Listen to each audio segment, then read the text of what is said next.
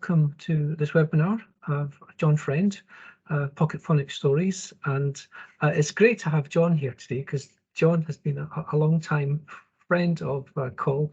And I remember the very early days when the app was first released and you gave us copies. And one of the things I really like about the app is it's not cluttered. You know, a lot of these sort of phonic type of apps have lots of clutter, but it's a really nice sort of clear app, and we certainly recommended it to lots of our learners. So I'll just hand over to you, John. I think you've got some slides, and then you're going to demo the app as well. Yeah.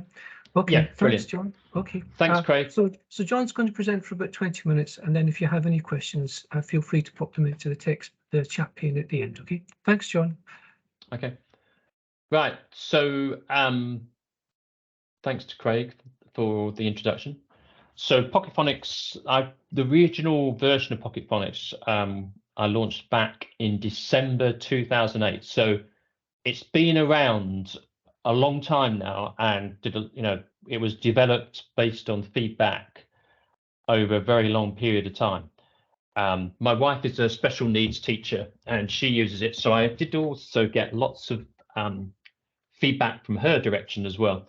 And being a special needs teacher, that did influence things like the lack of clutter that Craig referred to.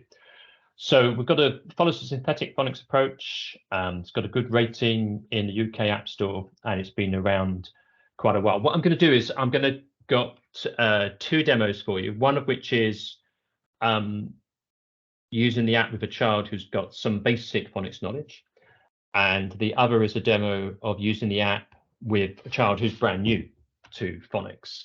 So I'll start with the first demo. And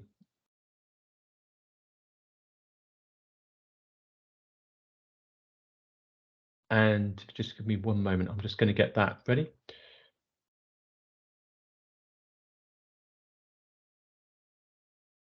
Okay, so I'm just going to share that now. And you want to do this, I need to remember to switch on computer sound so you can hear what the app's going to say.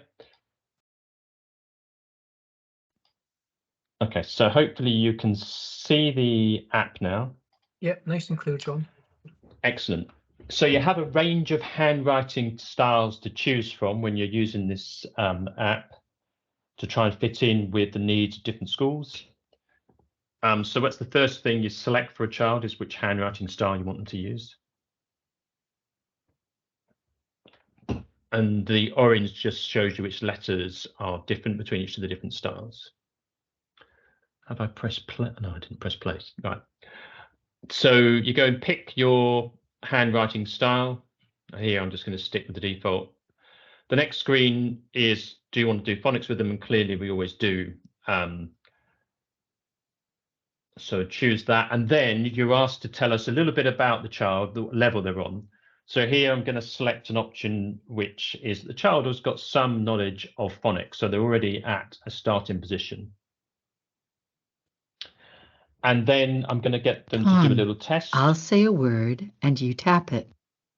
At. Excellent. Sat. Good job. Pin. Great. Dog. Excellent.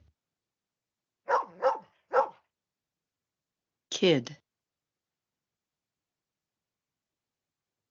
Kid. Well done. Hey! Camp. Camp. Great.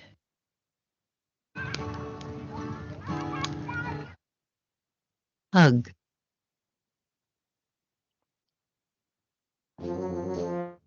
Try again. Hug. G. Well done.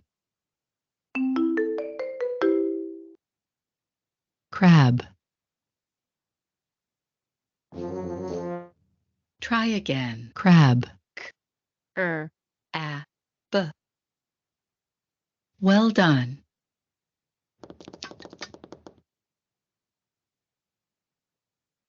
So hopefully you could all hear that. So basically, we go through a little To assessment. start reading a storybook, tap it. And then after that assessment, there's some simple storybooks and Tom, assess where they are. Read the story, and if you can't read a word, tap it. Difficult words are in red.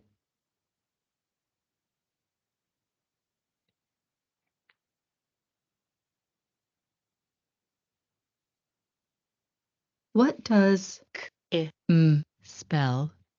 Tap the picture for m. So with this question, we're checking that the Great. child did read the page, and so they know who Kim is. Spells Kim.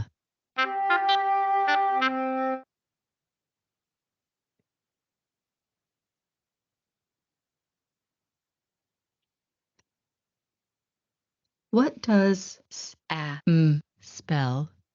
Tap the picture for outstanding. Spells Sam.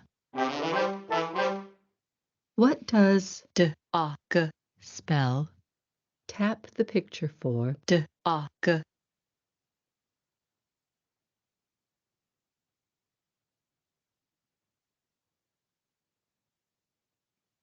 Right.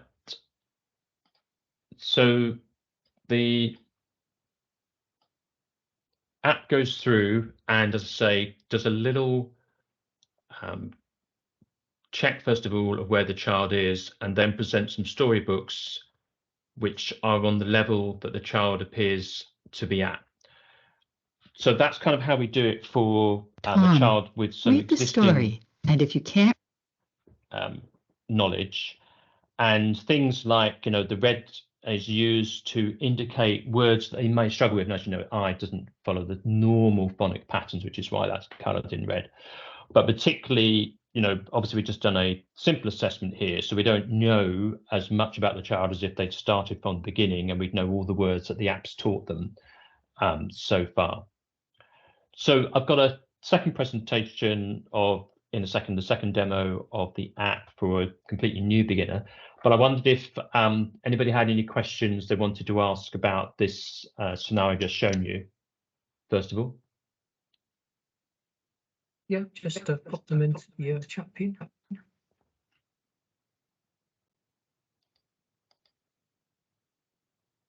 Actually, I've got a quick question, John. I'm assuming it can only be used in portrait, not in landscape. Correct. So, yeah.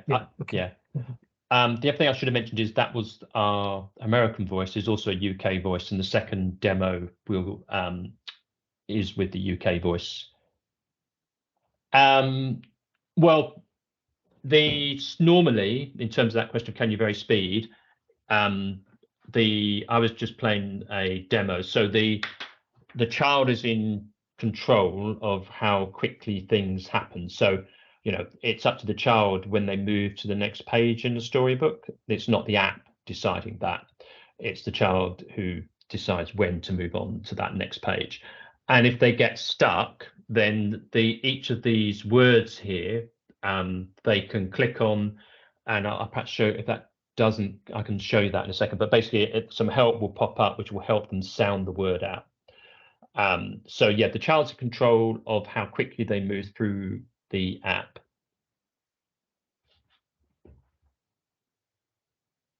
Any more questions? Or I can go on, do the next demo, and then we can, if you think of any more questions in the meantime, we can answer them then. No, this is an American voice, but when you set it to, and it will automatically set to the British voice, it will use British words, not American words. That's right. Okay, I will show you the second demo, and then there's lots of time for more questions in a sec. Right, hang on one second then, and I will share the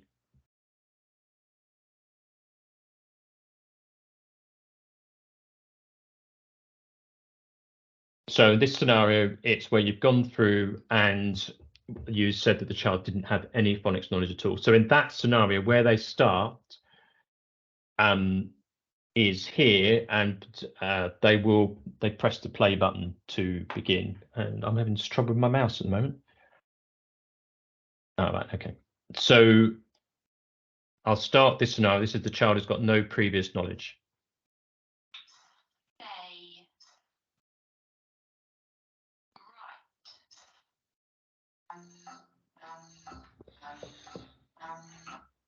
Wonderful.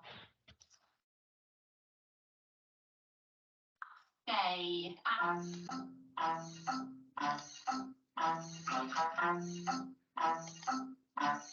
Outstanding. Okay.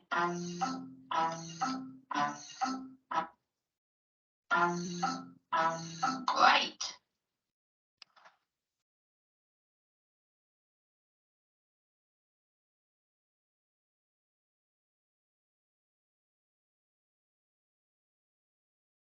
Try again.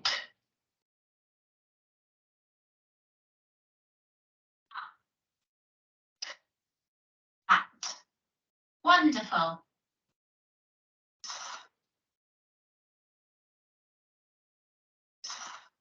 Ah. Try again. Ah.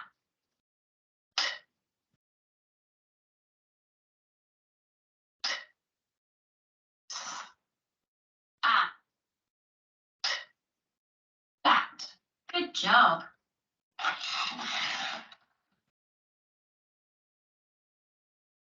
Okay.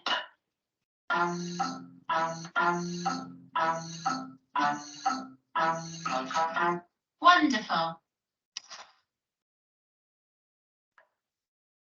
Emily, read the story, and if you can't read a word, tap it. At.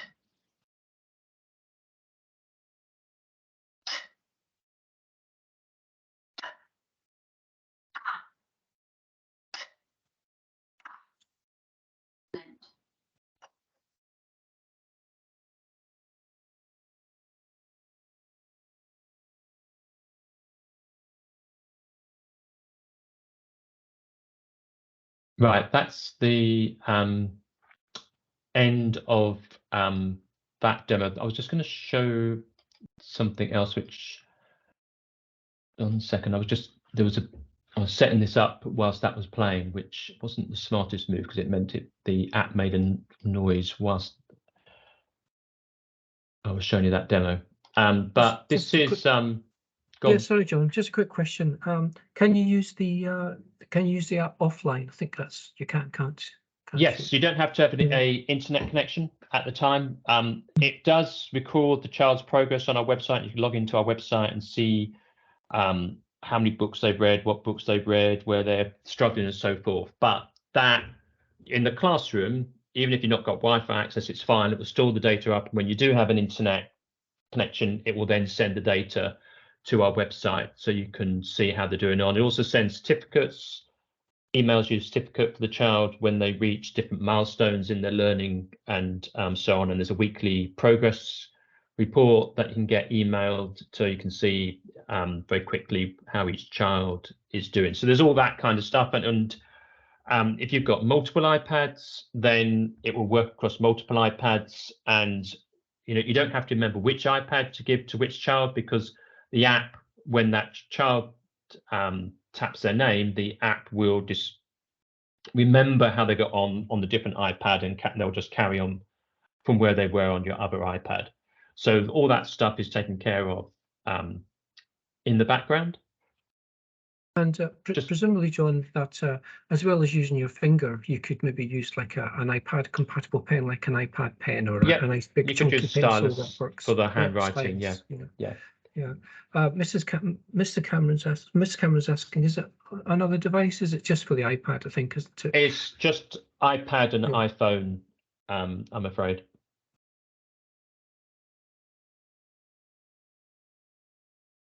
The other thing I was going to show, unless there's any other questions, is if you are in a book.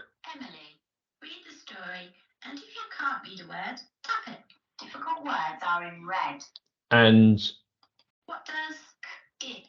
Well done. this is as a different child, but if there's a word, say the child came here and they couldn't read the word dog, What does they just dog spell? Add the question mark to find out.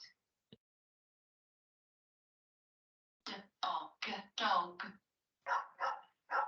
then they can get help from the app reading that word just by tapping on it, and as you saw, then the app comes up with sounds the word out for them and gives them some support in reading that. They can also if tap to get the whole page read. Dog. So the app will support them in reading and encourage and help them with their phonics skills to read those words. And the words basically are almost always words which will just build on the phonics knowledge that the app has taught them so far. So there aren't, there's very few surprises in here, very few words that they won't have come across before in the app. And if there are, then they'll be highlighted in red, but they'll tend to be very few of those. So the storybooks are written specifically for children to learn using synthetic phonics and specifically for this app. So as they go through each level in the app, each storybook gets more complicated and builds on the knowledge they've already gained through the app.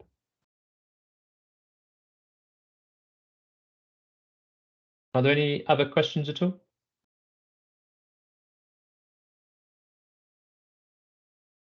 Again, just feel free to pop them into the chat box if you have any questions for John.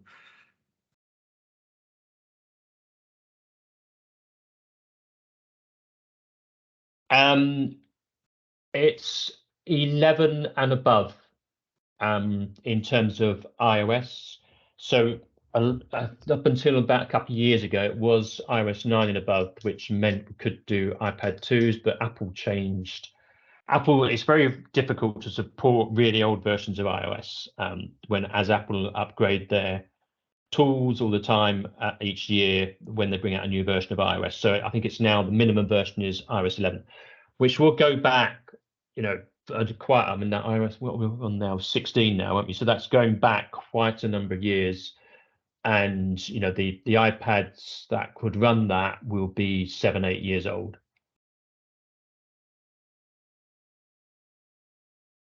And I'm sure there's lots of iPads in schools that are 7 and 8 years old. So that's great that it can run in early versions of the iOS.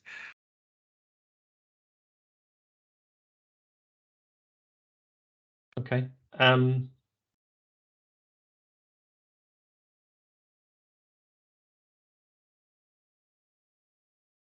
Yes, you can. So it won't matter, even if you are offline for a few weeks, the only impact of that is you're not going to be able to log into our website and see the data. But once you do go near Wi-Fi, the app will catch up and send its data to our website once the app is running again and there's Wi-Fi about. So there's not a problem with that.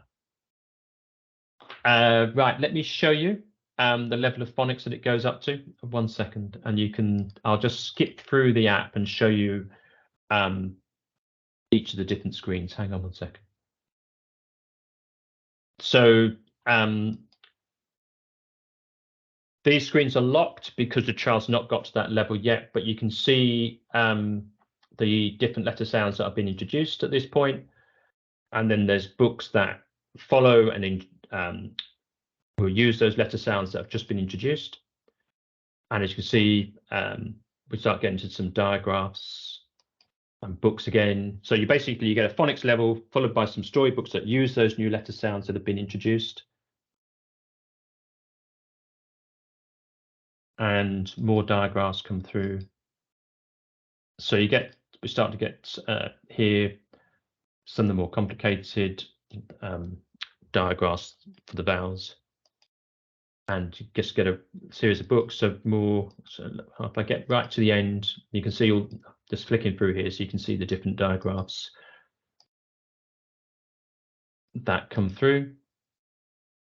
And then here we're at this level, we're now at the point where it's alternative sounds that are associated with certain letters. So this is kind of like the highest level in the app.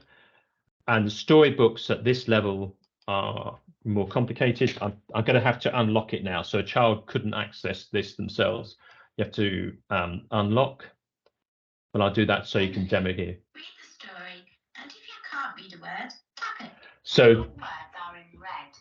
those words are in red because, as far as the app's concerned, I've not yet mastered the letter sounds that are in those words. So it's highlighting those ones as potentially being difficult. So you can see the types of, and I've not answered. So it also asked me lots of questions at this point, because as far as it's concerned, you know, I've not read this stuff before, so it's going to check the child's knowledge at this point. So just to go back. So, right, sorry.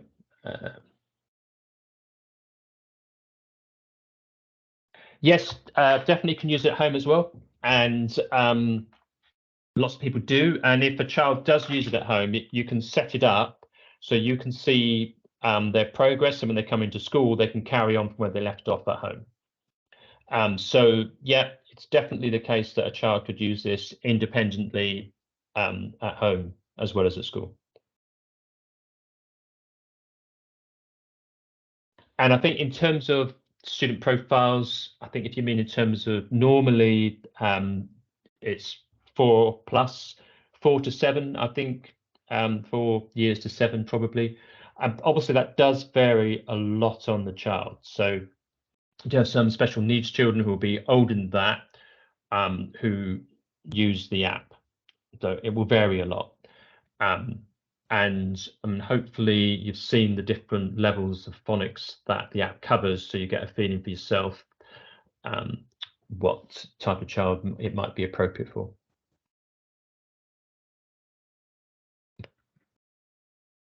Are there any other questions on That's the, yep, good. Right, so let me just show you the basic cost in the App Store is I'm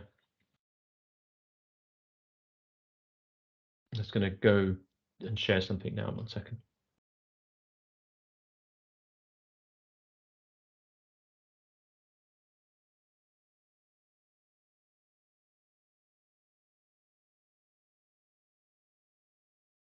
It's $19.99. So if you go from the App Store, that's the basic price. Do have school discounts applying through if you buy through Apple at the standard level. So basically, if you buy 10 licenses, you can get 10 licenses. So you can get 20 licenses for the price of 10 in Apple's standard way. If you're looking to do something more than 10 licenses, then email me and I'm sure we can sort out a better deal than that. We do have our own subscription service and one-off service which you can use, but the standard price in the App Store is £20 a copy.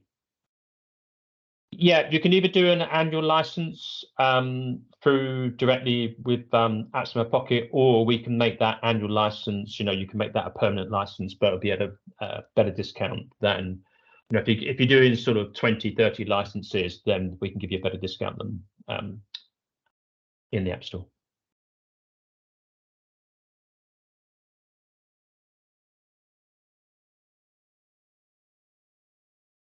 Any other questions at all?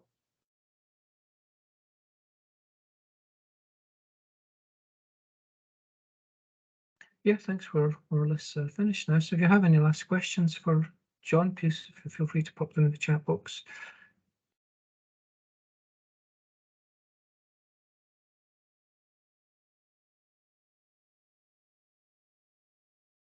Thanks to everyone for coming along today, and thanks especially to John for hosting this session. It will be recorded, and you'll get a copy of the URL for the archive in the next day or two. So thanks. Thanks. Thank you, Craig. for Yes. inviting